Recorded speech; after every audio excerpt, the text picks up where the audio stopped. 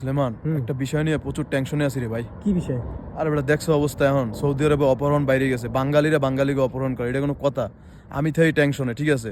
তারপরে ওদিকে মা সারাদিন ফোন দিতেই থাকে, কি না কি হয়ে যায়। কি একটা অবস্থা বেটা, আমাকে দেশি মানুষ যদি এই দেশে এরকম করে তাহলে এটা কোনো কথা হইলো ক? আসলে আমি নিজেও অনেক বেশি চিন্তিত আসলে এই ব্যাপারটা নিয়ে। মানে ব্যাপারটা উদ্বেগজনক না যে আমরা বাঙালিরা বাঙালিদেরকে অপহরণ করতেছি এবং তাদের কাছ থেকে মুক্তিপণ আদায় করতেছি, আবার কি সৌদি আরবের মতো দেশে। তো এটা আসলে একটা মানে ভাবার মতো একটা বিষয়। তবে আমি যেটা বলতে চাই আসলে যে যারা এই অপহরণ করতেছে বা যারা এর সাথে জড়িত আছে তাদেরকে বলতে চাই যে তারা হচ্ছে আসলে এক নম্বর মূর্খ। তারা যদি মূর্খ না হয় তাহলে এমন কাজ করে না, কারণ এই 2025 সালের মতো সময় আইসা কেউ যদি মনে করে যে তারা কোনো অপরাধ করবে এবং তারপরে তারা পার পেয়ে যাবে, এটা অসম্ভব। টেকনোলজি এখন এত বেশি অ্যাডভান্স যে তুই কোনো একটা কাজ করলি এবং সেটা তুই মনে করবি যে না আমি এটা করছি, কেউ টের পাবে না, কেউ আমাকে খুঁজে বের করতে পারবে না, এটা আসলে ইম্পসিবল। সরকার চাইলে, পুলিশ চাইলে, পুলিশের কাছে এরকম অনেক টেকনোলজি আছে। পুলিশ যদি চায় তাহলে কয়েক ঘন্টার ভিতরে তোরে ট্র্যাক করতে পারে এবং তোরে বের করতে পারে যে তুই কোথায় আসছিস। ঠিক আছে, তো তুই যদি মনে করো যে না আমি সিম দিয়ে কথা বললাম এবং কথা বলার পরে সেই সিমটাকে আমি ভেঙে ফেলাই দিলাম, তার মানে আমাকে আর খুঁজে পাওয়া যাবে না, আসলে ব্যাপারটা এমন না। তুই সিমটা যে মোবাইলে লাগাইছো সেই মোবাইলে পরবর্তীতে অন্য কোনো সিম লাগাইলেও সেই মোবাইলটা কোথায় আছে সেটা বের করা সম্ভব। তো এমন হইতে পারে যে না আমি তো সিম ব্যবহার করবো না, ওয়াইফাই ব্যবহার করবো। ওয়াইফাই যদি কেউ ব্যবহার করে বা ওয়াইফাই ব্যবহার করে যদি কেউ খারাপ কোনো কাজ করে, মানে যেটা কিনা অনৈতিক কোনো কিছু বা যেটা আইন বিরোধী এমন কোনো কাজ যদি কেউ ওয়াইফাই ইউজ করেও করে, তাহলে সেটাও ট্র্যাক করা সম্ভব, কারণ ওয়াইফাইয়েরও একটা অ্যাড্রেস থাকে যে ওয়াইফাইটা কোন জায়গা থেকে কোন নেটওয়ার্কের মাধ্যমে কোন জায়গায় কানেক্টেড আছে, সেটা ট্র্যাক করেও আসলে বের করা সম্ভব যে আসলে এই মানুষটা কোথায় আছে।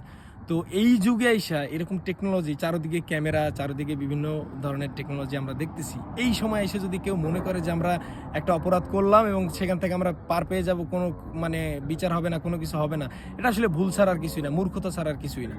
তো আমি আসলে এই লোকদেরকে বলতে চাই, আপনারা অবশ্যই যারা ভিডিওটা দেখতেছেন, আপনারা যারা ভিডিওটি দেখতেছেন তারা অবশ্যই ভিডিওটি শেয়ার করবেন, শেয়ার করার মাধ্যমে আসলে সবার কাছে পৌঁছে দেন ব্যাপারগুলো, যাতে যারা এই ধরনের কাজ করতেছে অথবা করবে বলে চিন্তা করতেছে তারাও যেন আসলে আরও বেশি সচেতন হয়, সাবধান হয়।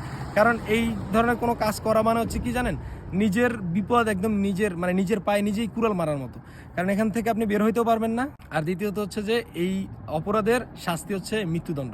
তো মৃত্যুদণ্ড যদি হয়ে যায় একবার, তাহলে আপনি সেই টাকা দিয়ে কী করবেন? মুক্তিপণের টাকা দিয়ে। তো এগুলো, এই ধরনের কাজ থেকে দূরে থাকেন, বিরত থাকেন। আর আরেকটা কথা যেটা আমি বলতেছিলাম সেটা হচ্ছে যে অবশ্যই আপনারা যাদের মানে বন্ধুবান্ধব খুব কাছের ক্লোজ বন্ধুবান্ধব যদি না হয়, তাহলে তাদের সাথে দূরে কোথাও ঘুরতে যাওয়া থেকে বিরত থাকেন।